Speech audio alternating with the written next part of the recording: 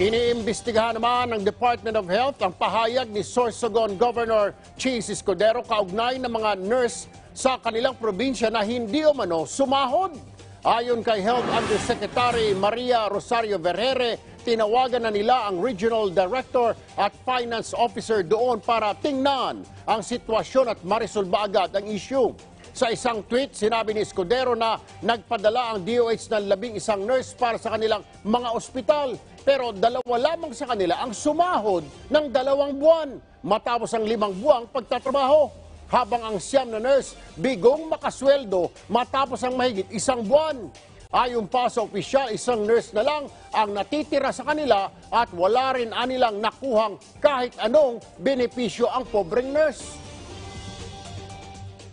We do not take these things lightly. Ayaw po namin na merong naaagrabyado sa mga ginagawa nating proseso, especially in this time of pandemic.